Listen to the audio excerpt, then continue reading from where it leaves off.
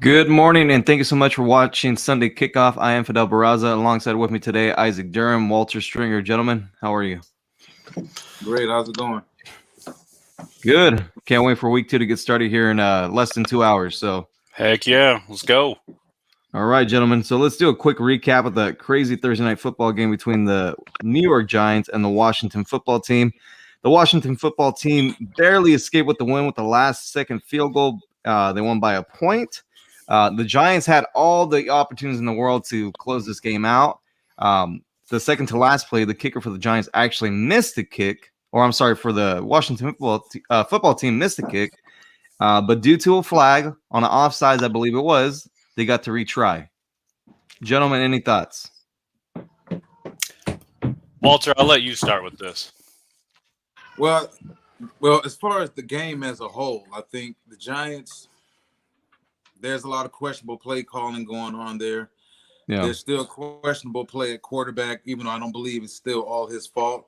And going into that a little more in depth, I think with Daniel Jones and the blow up that he and Kenny Golladay had on the sidelines, I got where Golladay was coming from, but by the same token, look, you're not in Detroit anymore.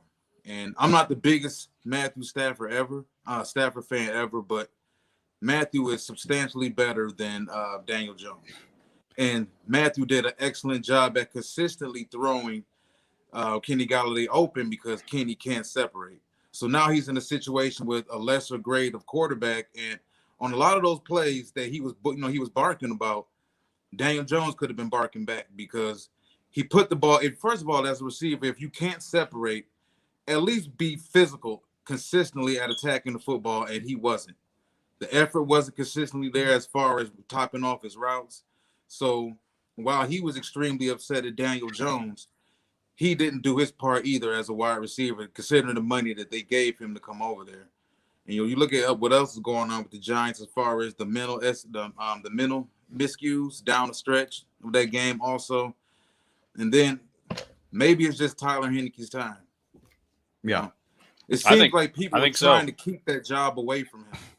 He played well down the stretch in the game that he did play for Washington last season. He played well in the playoff game, but it was like, nah, we don't believe it. He came back, they brought him back, and then immediately Ryan Fitzpatrick gets hurt, and the job is right back his again. So keep an eye on Washington. I think things get very magical for that team. Yeah. I think Heineke's definitely earned the starting role. Outside of that late game interception, I mean, he played pretty outstanding.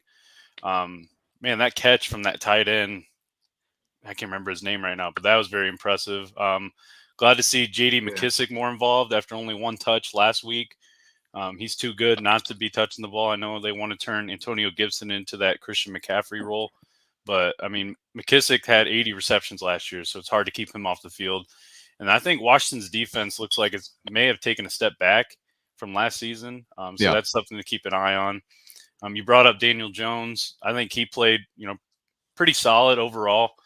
He went 22 for 32 for 249 yards and a touchdown. He looked good running the ball as well. 95 yards, Isaac. I mean, he had more rushing yards than Saquon. Yeah. Now, let me ask you guys something real quick. Do you guys think Saquon is fully healthy? No. Outside of that 41 yard run, he carried the ball 12 times for 15 yards.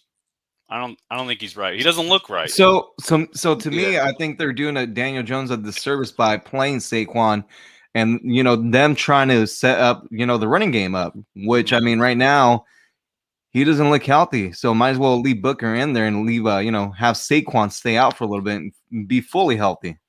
Or just limit him. I mean, they're force feeding him right now, and it's ugly. Well, he also hasn't had enough reps either, Yeah. In his first 3 years in the league, he's missed a lot of football. So I think it's a combination of him not being there, him not playing up the caliber when he does have those holes, and I think he needs to be more north-south now. He's still trying to be a little too more east-west as far as when he does get those carries in the backfield, but it's him.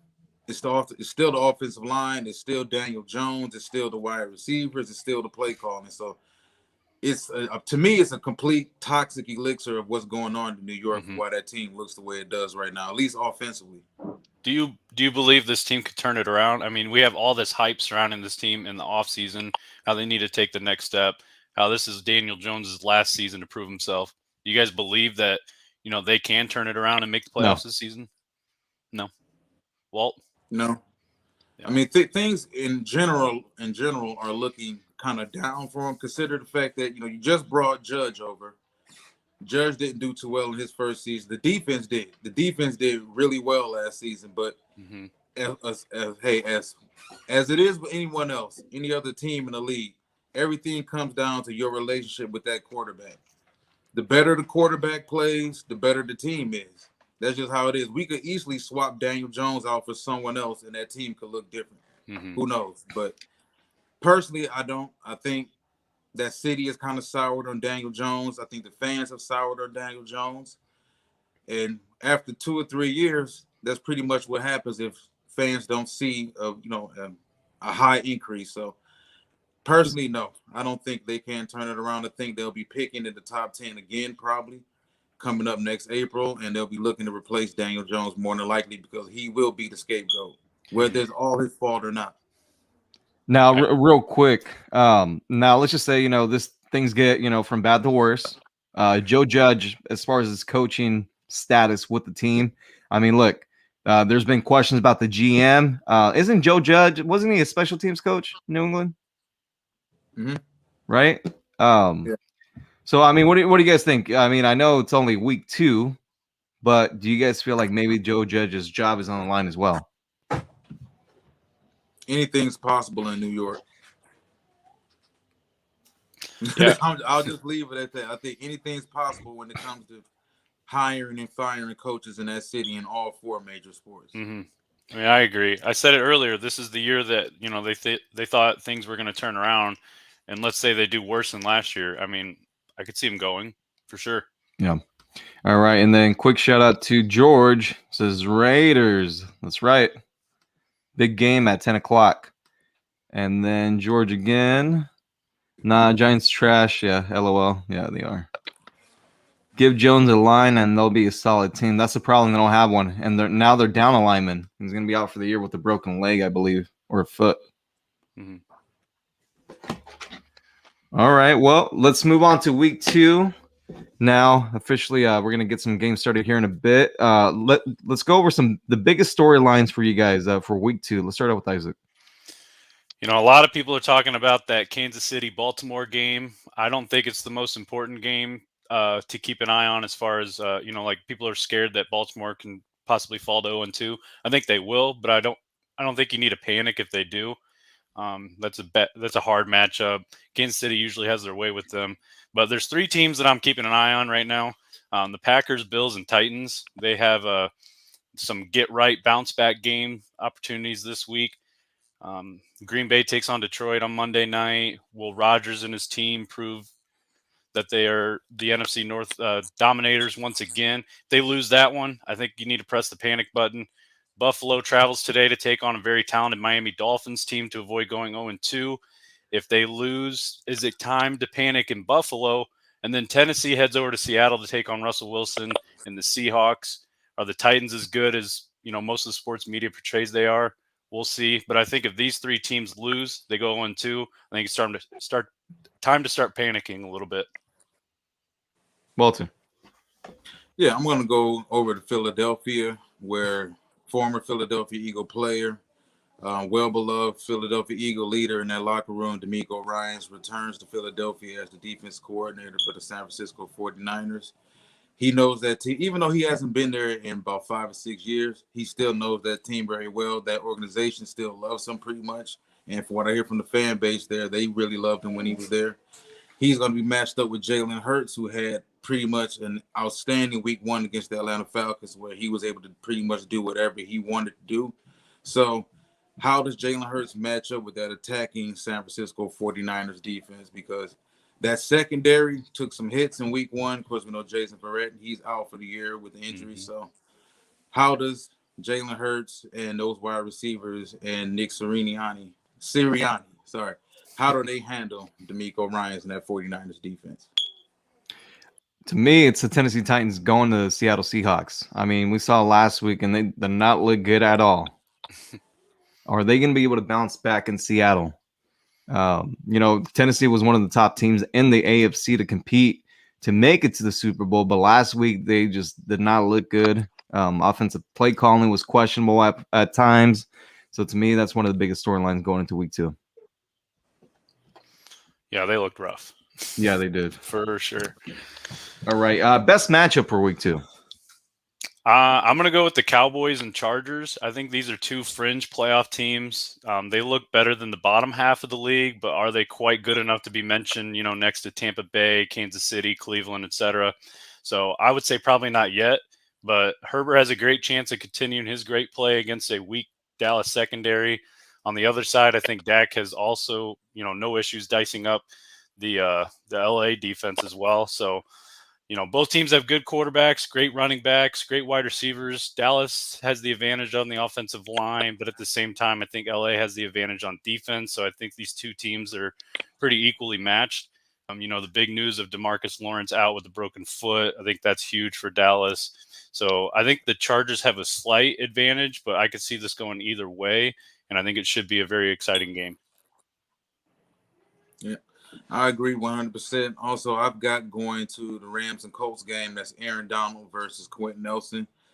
So now we know for sure Quentin's going to play. We don't know how healthy he is, but we also don't know how many snaps Aaron Donald's going to see over at 2, maybe 3 techniques where he'll actually be able to match up against Quentin Nelson. But that's a huge matchup I'm looking forward to. Also, Saints-Panthers. You got 2-0 on the line right now. Saints have a trip to New England next week, while Carolina has a trip to Houston. So Houston, sorry about that. That's bad.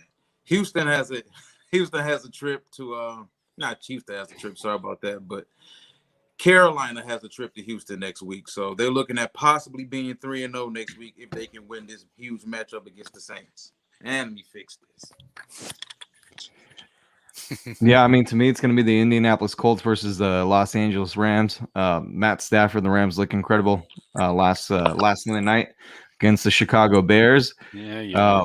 There was a lot of hype on the Colts coming into this season. I mean, me included, I had picked them to make it to the AFC Championship game.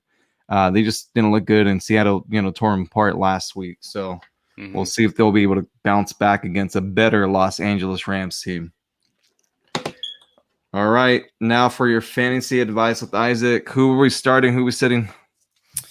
All right, let's start off with the quarterbacks. I'm starting Tom Brady against the Atlanta Falcons. He impressed mightily in his Week 1 performance against the Cowboys last Thursday. He served as the quarterback 5 and should push for another top 5 finish this week. In his 2 games against Atlanta last season, he served as the quarterback 11 and the quarterback 4, respectively, scoring at least 23 fantasy points in each. So in Week 1, we saw Jalen Hurts. Walt mentioned it. He played great last week against that Falcons defense, scored over 28 fantasy points. So I'm starting Brady, also starting Baker Mayfield. He's got a good matchup against Houston. Other notables, Mac Jones against the Jets, Teddy Bridgewater against the Jaguars, and Matthew Stafford against the Colts. For the Siddums, everyone, got excited about Jared Goff finishing as the quarterback 3 last week with almost 30 fantasy points, but don't expect the same from him this week. The majority of those points came late in the second half when the game was already a little out of reach. Heck of a comeback, by the way, by Detroit. Expect more of DeAndre Swift and Jamal Williams on the ground against a poor Packers run defense on Monday night. I'm also sitting Joe Burrow. I think you need to give him one more week. If he proves that, he can dice up that Bears secondary, which isn't that great, I think you can trust him going forward next week. Sitting Jimmy Garoppolo against the Eagles, Tyrod Taylor against the Browns, and Ben Roethlisberger against the Raiders. For the running backs, I'm starting Damian Harris against the Jets. New England loves to rely on their running game, and I expect the Patriots to keep the Jets in check throughout.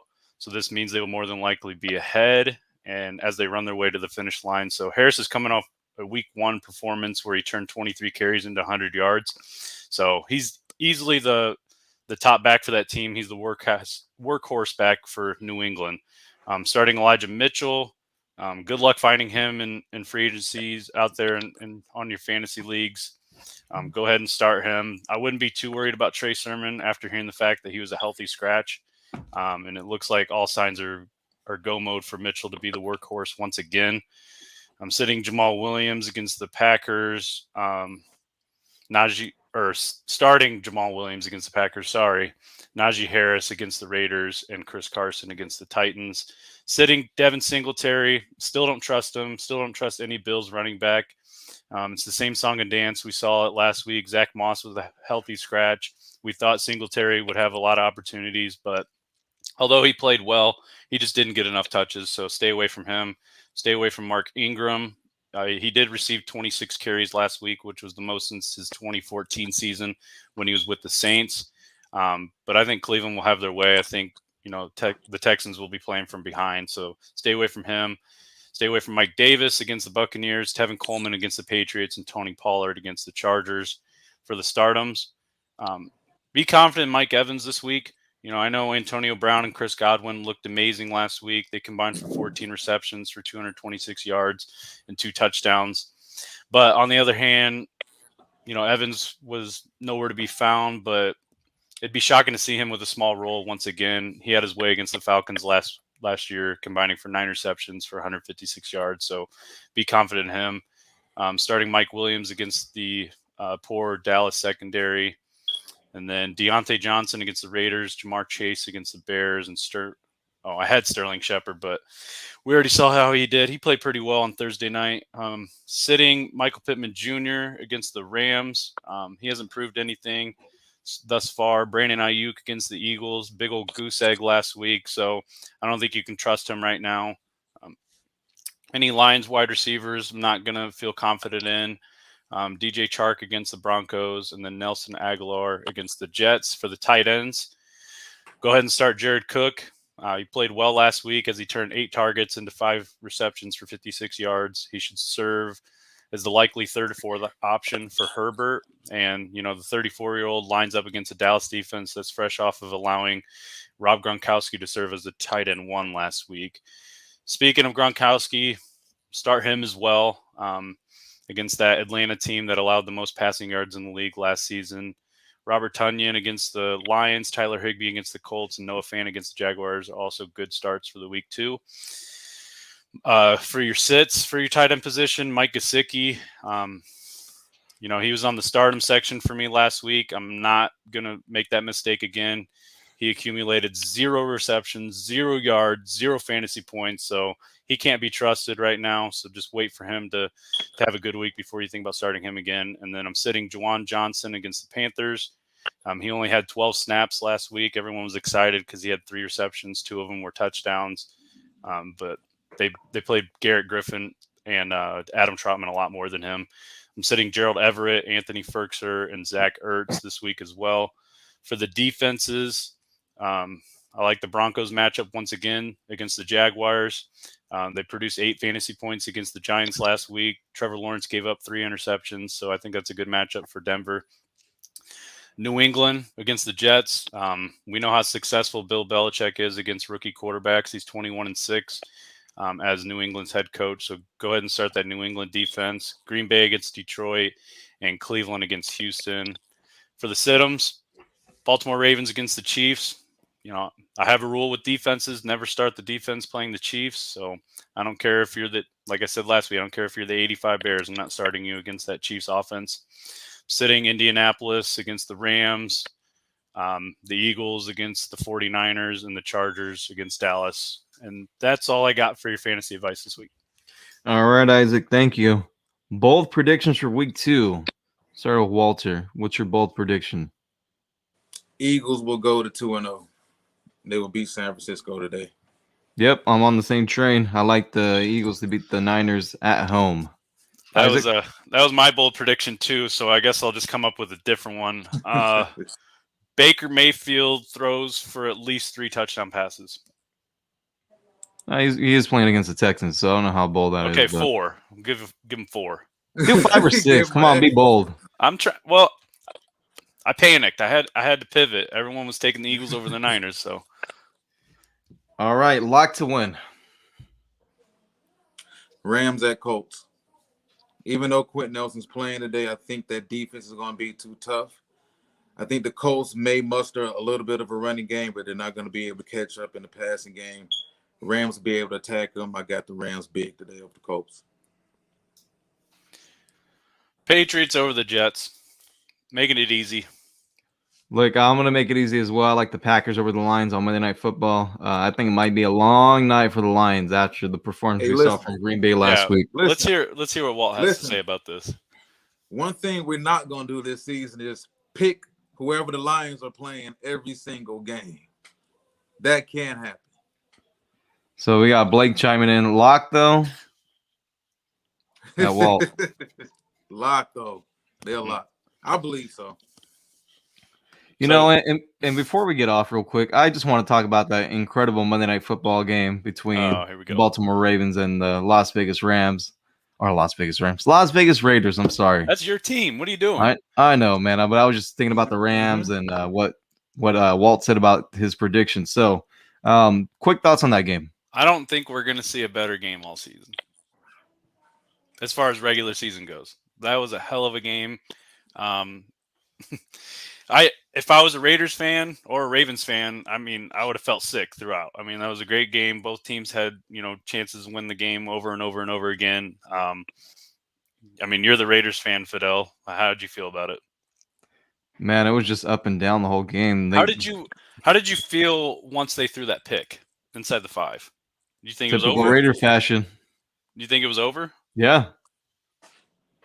Just I mean, they find ways to lose sometimes, and that's just, when it bounced off the helmet, I was like, oh, well, it's going to get picked off. Yeah. And I was talking about it on the fantasy show on Tuesday. I was about to drop Brian Edwards. I mean, like, I'm watching the whole game. Like, he's not involved. They don't target him. But here's the thing. And then he's like your top receiver at the end of the game. But here's the thing. Outstanding. So if you guys were watching the offensive line of the Raiders, they got some work to do because the ball does not come out fast like we're used to with Rodney Hudson. And there's just a lot of moving pieces on there, and Denzel's good is out for the year now. Yeah, and that rookie made a lot of mistakes too. Yeah, but he made some plays as well. So, Walter? So, Fidel, personally, how do you view that game after today? Now, if they beat Pittsburgh today. They're going to beat Pittsburgh. They'll beat them. I mean, I don't know. We saw it last year. Those games that you felt more confident about the Raiders. It was just like they would take a step back again. So, well, I mean, not necessarily because I picked them last year to beat the Chiefs. No, yeah, but then then they were in a position they got beat by, but then they lose to Atlanta the next week. They got smoked. Yeah, that's what I'm saying. Yeah, the games that they should win, they don't. Yeah, so maybe they take the next step this year. Well, I mean, obviously they're dealing with some injuries. I know Yannick is going to try to play. I don't know how smart that is of the Raiders to let him play because it's a hamstring injury, so that could linger. But here's the crazy part. So I think he got hurt when he was celebrating a hit on the quarterback, and that's when he asked to be taken out of the game. So because before that he was fine. But then he made like a little celebration move, and then after that, I was like, "Oh wait, I think he might have pulled his hamstring." Yeah, I feel like we see that at least once a year with one of the defenders just celebrating a sack or something like that, and then boom, injury. Yeah. But man, Crosby, he looks legit, man. He had a hell of a game. Yeah, he did. And then, well, I mean, it's gonna be Josh Jacobs is hurt, so he's not gonna be playing today. So that's gonna be interesting to see how they play with that. I know Kenyon Drake's, he was involved in a lot of the passing offense on Monday, so we'll see. So help me out. I'm supposed to be the fantasy expert here, but is Peyton Barber going to get the majority of the work then? I heard that Drake's going to kind of keep his pass catching role, and they're going to push Peyton Barber more into that Jacobs role. Is that true? More than likely. Okay. Yeah, so we'll see. Any final thoughts, gentlemen, before we end the show? Go Bears. Don't pick against the Lions every single week. It's a lock, though. It's a lock. But here's the thing I forgot to mention. Justin Fields. I think we're going to see him take over that starting job today. I think so, too, because you see all the reports that are coming out. He's going to get a lot more snaps. He's going to be involved in more of the packages. If Dalton has a really shaky first half, I could see Fields coming out as the starter in the second half, even though it should be a Dalton revenge game Well, against Cincinnati, but it's mainly because he's at home now. So those fans, you already know, those fans they're gonna let him have it. If Dalton goes out and there's 2 or 3 straight 3-and-outs, it'll happen. And that's but mid first quarter. And we see all over the media right now, like, oh, how in the world is Nagy starting Dalton against the Ravens? I don't think that was a bad idea. You're going to throw Justin Fields in his first career game against Aaron Donald and that defense. I think that was smart. I just don't think that Nagy's truly revealing his true plan. I don't think that he's actually in his head thinking that he's going to have Dalton start all year. There's no way. I think today we're going to see the beginning of the end for Andy Dalton. So, and you already have the wide receivers, Marquise Goodwin and Damiere Byrd, complaining that they're only running 10-yard routes when they have that blazing speed. So they're already calling out Nagy. It's already getting ugly, and it's just 1 week into the season. Well, I think you can kind of understand why they did it, at least against the Rams, considering that cover 3. There was nothing they were going to be able to do against that anyway. Now, Cincinnati today, if they come out today and they're still just everything is 10 yards out, 10 yards in, 10 yards back, now you got a huge problem. But today's the day to put him in. He can have some fun against Cincinnati, perhaps. And I think he will. All right. With that being said, everyone out there, thank you so much for watching. We'll catch you next week. Enjoy the games.